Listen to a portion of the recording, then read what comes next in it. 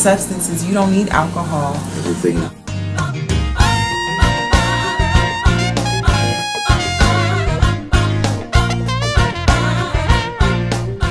12, 15, 17, 18-year-olds who are engaged in drug activity, they are messing with the neurotransmitters of their brain. Like this compelling energy, like I wanted to make a change.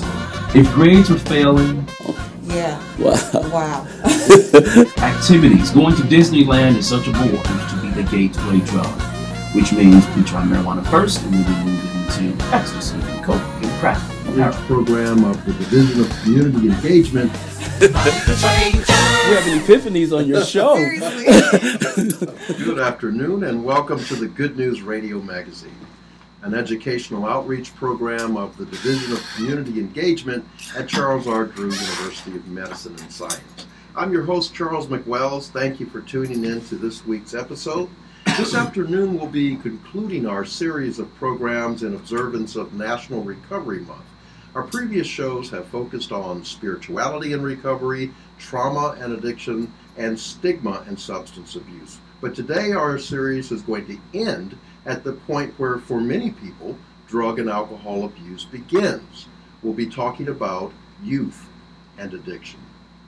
We'd like to give our final thanks to the Los Angeles Centers for Alcohol and Drug Abuse for helping us create and develop this month's series.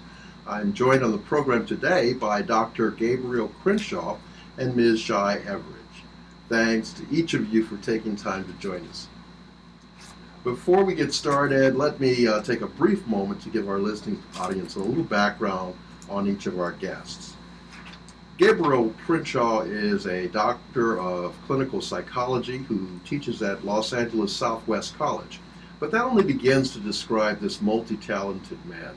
In addition to his academic credentials, Dr. Gabe, as his students affectionately call him, is also a sought-after TV and radio personality, a motivational speaker, and a singer, songwriter, and musician.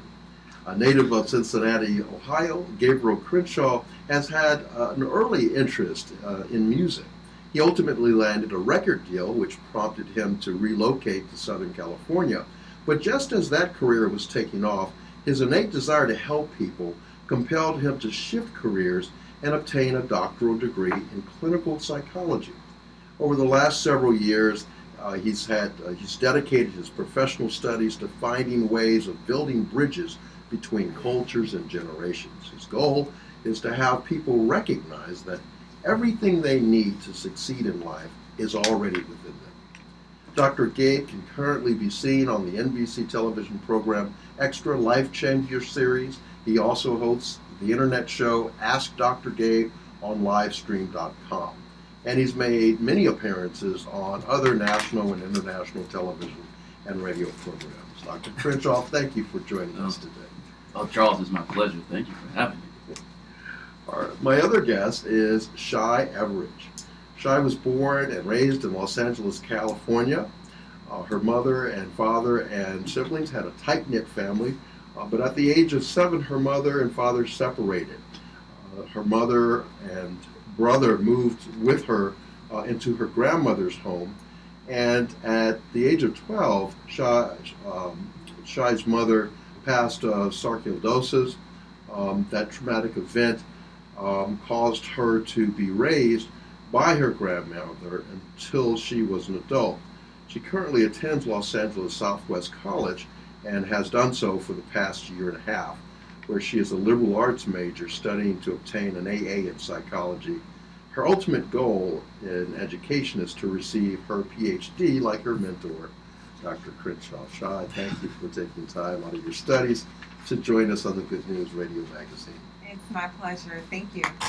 We'd like to also thank our listening audience for your continued support. Before we kick off our discussion, we're going to take a brief musical break, and when we return, we'll begin our examination of youth and addiction. Please stay tuned. Welcome back to the Good News Radio Magazine. This is Charles McWells, and I'm joined in the studio today by Dr. Gabriel Crenshaw and Shy Everidge. Hey. Today we'll be talking about youth and recovery. I want to give you a statistic to consider. According to a recent University of Michigan study, substance abuse among teenagers is substantial. For teens between the ages of 12 and 17, there are 1.1 million cases that have met the diagnostic criteria for dependency on drugs. And about 1 million people between those ages are treated for alcohol dependency each year. So this is a huge problem in our nation. And Dr. Crenshaw, I think it's only natural to start with you as a clinician. Help us define the scope of this problem. Well, it's of a very pervasive nature right now in our society. The 90s had a decrease in drugs, but the CDC showing that research these days is showing that there is an increase in marijuana usage amongst teens between the ages of 12 to 17. There's an increase in ecstasy, and the reason for this, to a great degree, is because of the cavalier attitude that our society has right now when it comes to drugs. You can get the Green Cross and you can get a medical marijuana card, whether you really need it or not. This sends a very interesting message to teens who are already dealing with the stress and peer pressure and what it is to be a teenager. You got to explain for our audience, what do you mean by the Green Cross? Oh, well, it's not the cross of Jesus, is it? No. The Green Cross, they're everywhere, and it denotes that you can get a medical marijuana card. Now, let's be sure and say this. There are people right now in the world, because of cancer, because of pain, and true, real medical problem, they have a medical marijuana card.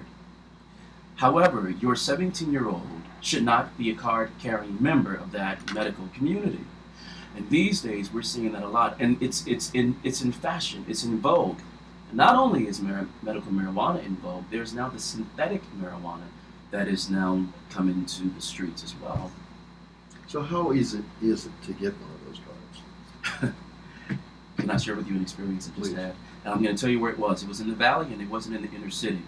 And there's research, before I say that, there's research coming out of Purdue as of 2011 that says while there are 12.1% black people in America, they seemingly make up 57% of the drugs and the crime and things associated with drugs that we see in the penal system. However, over 60% of the drugs, they're happening in the suburban areas.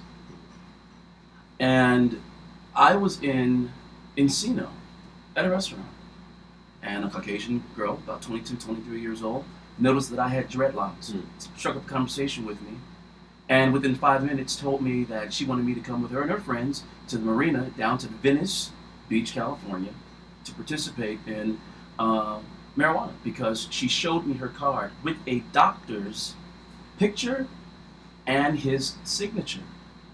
And she said, well, I have trouble with my back. You can really, literally, in these Green Cross places, you can walk in, say, I have trouble with my back, show an ID, and walk out with a medical marijuana card. Wow. And marijuana, for that matter. I hear it's pretty good stuff, too.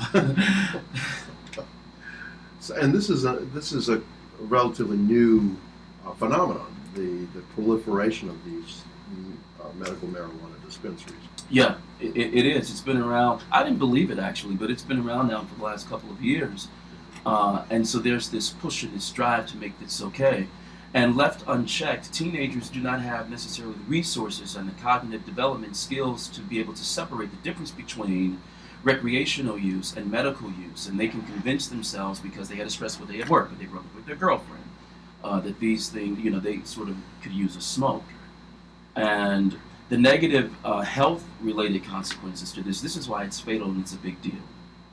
We're talking hepatitis B, which is inflammation of the liver. We're talking toxins from alcohol, because marijuana has been proven through research to be the gateway drug, which means we try marijuana first and then we move into ecstasy and coke and crack and heroin